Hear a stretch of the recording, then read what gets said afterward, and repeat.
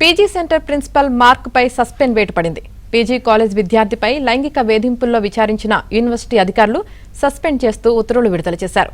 అటు మరికొంతమంది విద్యార్థులు కూడా ప్రిన్సిపల్ పై ఆరోపణలు చేశారు.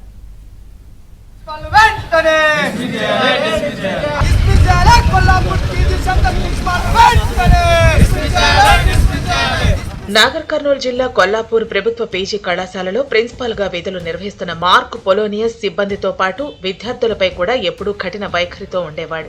అవివాహితుడైన ప్రిన్సిపాల్ పట్టణంలోని బండాయిగుట్ట సమీపంలో ఓ గదిని అద్దెకు తీసుకుని ఉంటున్నాడు.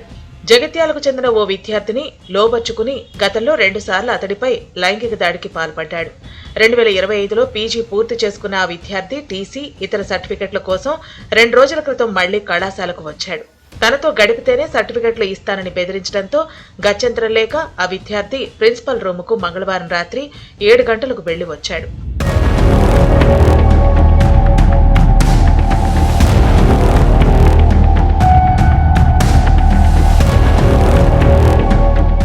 రాత్రి 10 గంటలకు మళ్లీ రావాలని చెప్పడంతో ప్రిన్సిపాల్ లైంగిక హింసను తట్టుకోలేక ఆ విద్యార్థి తనపై జరుగుతున్న అఘాయిత్యాన్ని పీజీ హాస్టల్లో ఉంటున్న విద్యార్థులతో చెప్పుకుని బాధపడ్డాడు.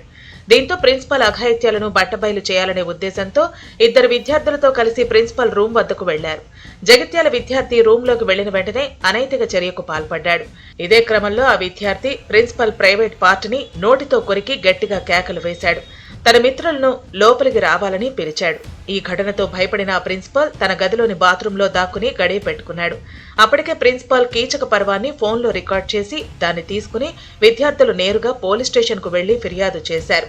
సెకండ్ టైం ఏంటంటే గిట్ట నాకు స్టడీ అయిపోయింది సార్. స్టడీ అయిపోయినాక నేను మా ఊరికి వెళ్ళినా కానీ నాకు ఫోన్ చేసి ఇట్లా రాము బిల్లుల మీద సంతకం చేయాలి. మళ్ళీ సార్ బిల్లుల మీద మళ్ళీ సంతకం ఏంటి సార్, నేను మొత్తం వెళ్ళిపోయేటప్పుడు అన్ని చేసి వచ్చినా కంటే గిట్ట ఇంకొక 23,000 20-30,000 ఎక్కువ వచ్చేటట్టు కొంచెం దేంట్లో ఒక 1000 రావాలి, లేదంటే గిట్ట 130,000 దాకా బిల్లు ఉంది, నీ మీద ఎత్త లేకుంటే మొత్తం నువ్వే కట్టాల్సి వస్తుంది అది ఇది అన్నాడు. మళ్ళీ సర్టిఫికేట్ గురించి దాని గురించి తీసిండు. ఆయన ఏమైంది తర్వాత లోపలి తీసుకపోయి ఆయన ఇట్లా మొత్తం బట్టలు ఇప్పించాడు, అది చేసిండు, పాయింట్ ఇప్పించిండు, ఆయన పాయింట్ ఇప్పిండు, బని ఇప్పిండు, ఏదో ప్రతి ఒక్క పరంగా చేసిండు. పొలోనియస్ గారు అఘాయిత్యానికి లైంగికంగా వేధించడం అనేది జరిగింది. దాంతో భాగంగా తన ఆ విద్యార్థిని వేధింపులకు గురి చేసినట్లుగా ఈరోజు విత్ ఎవిడెన్స్ తో సహా మేము ప్రిన్సిపల్ మీద స్థానిక పోలీస్ స్టేషన్ లో కంప్లైంట్ కూడా ఇప్పించడం అనేది జరిగింది. కానీ ఇప్పటి వరకు కూడా ఆ విద్యార్థిని పాలమూరు యూనివర్సిటీ అధికారులు తన దగ్గరకు వచ్చి మాట్లాడారు. అదేవిధంగా ఆ అబ్బాయిని పరామర్శించినటువంటి పరిస్థితులు ఉంది. కాలేజీని కూడా విజిట్ చేశారు. కానీ ఇప్పటి వరకు కూడా ప్రిన్సిపల్ గారి మీద ఎలాంటి చర్యలు తీసుకుంటామని చెప్పి ఇప్పటి వరకు కూడా స్పష్టమైనటువంటి హామీ రాలేదు. లైంగిక దాడి ఘటన తర్వాత ఇంటి నుంచి పరారైన ప్రిన్సిపాల్ మార్క్ పొలోనియస్ కొల్లాపూర్లోని బొంగరాలమెట్ట ప్రాంతంలో ఓ ప్రార్థనా మందిరంలో తలదాచుకున్నాడు. విషయం తెలుసుకున్న పోలీసులు బుధవారం ఉదయం అతన్ని అదుపులోకి తీసుకుని జిల్లా ఆసుపత్రికి తరలించి వైద్య చికిత్సలు చేయించారు. తను ఉంటున్న రూమ్ కు అటు విద్యార్థిని పిలిపించుకొని అతన్ని లైంగికంగా వేధించడం జరిగిందని చెప్పి ఫిర్యాదు ఇవ్వడం జరిగింది. దానిపై కేసు నమోదు చేశాం కాబట్టి తగు విచారణ చేస్తున్నాము. అనంతరము అటు వ్యక్తిపై తగు చర్య తీసుకోవడం జరుగుతుంది.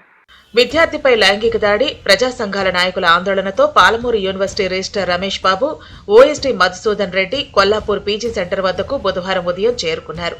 జరిగిన ఘటనపై విచారం వ్యక్తం చేశారు. లైంగిక దాడి ఘటనపై పోలీసులు విచారణ జరుపుతున్నారని, విచారణ అనంతరం చర్యలు చేపడతామన్నారు. పీజీ సెంటర్ కొల్లాపూర్లో ఏదైతే సంఘటన జరిగిందో చాలా దురదృష్టకరమైంది.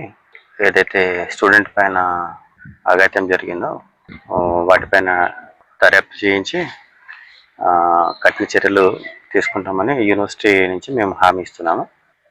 ఏదేమైనా స్టూడెంట్స్కు ఉన్న సమస్యలు ఏమైనా కానీ మేము త్వరలో ఎలాంటి చిన్న చిన్న సమస్యలు కానీ దగ్గర ఉండి దాన్ని సాల్వ్ చేసి ఫ్యూచర్లో ఇలాంటి సంఘటన జరగకుండా చర్యలు కూడా తీసుకుంటామని మేము చెప్తున్నాం. విషయంలో రిజిస్ట్రార్ ప్రకటనపై విద్యార్థులు విస్మయం వ్యక్తం చేశారు. బాధ్యత గల ప్రిన్సిపాల్ రెడ్ హ్యాండెడ్ గా పట్టుబడినా కనీసం సస్పెండ్ కూడా చేయకుండా విచారణ పేరుతో కాలయాపన చేయటం ఏంటని వారు ఆగ్రహం వ్యక్తం చేశారు.